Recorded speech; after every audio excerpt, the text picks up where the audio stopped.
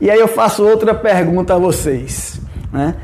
Qual a diferença de emagrecer com saúde, né, e emagrecer com alguns tipos de dieta que não fazem com que a gente suporte esse processo, né, de emagrecimento? Ou seja, eu chamo assim até de dietas malucas, né, dietas muito irreais para que a gente permaneça, né, nesse processo de alimentação saudável. O que é que a gente tem que fazer para emagrecer? Qual é essa diferença? Qual é essa relação?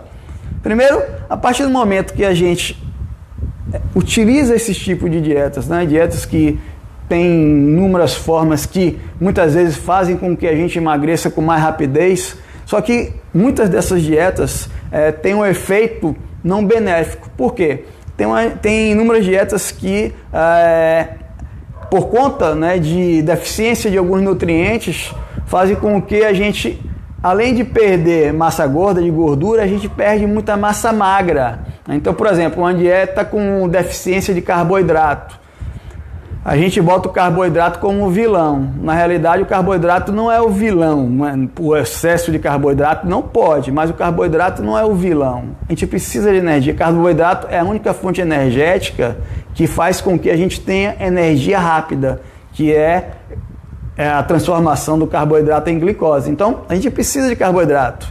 O carboidrato não é o vilão, né? Então, a gente tem que entender isso. Então, muitas dessas dietas fazem sem carboidrato, tira totalmente carboidrato. O que é que acontece? O que é que acontece com o nosso organismo? Ele entende que ele precisa de glicose. Quem vai fornecer a glicose para ele é o carboidrato. E o que é que acontece? O que é que o organismo faz? A gente tem uma ingesta proteica de proteína, ele vai fazer um processo químico, metabólico, ao invés de utilizar a proteína para a função dela, que é reconstrução metabólica, que é reconstrução de tecido por conta de exercício, por conta de ações metabólicas, ele vai utilizar a proteína para quê? Para transformar essa proteína em glicose. E aí o que é que acontece? A gente tem um déficit proteico, e nesse déficit proteico a gente perde muita massa magra nesse processo de emagrecimento.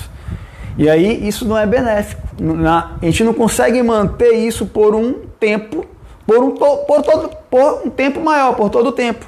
Então o ideal é que a gente tenha para que a gente emagreça com saúde, é que a gente faça um planejamento alimentar, aquela coisa, né, de se alimentar com saúde, se alimentar com coisas mais naturais, se alimentar com alimentos mais saudáveis. E lógico, dentro de um processo aí, né,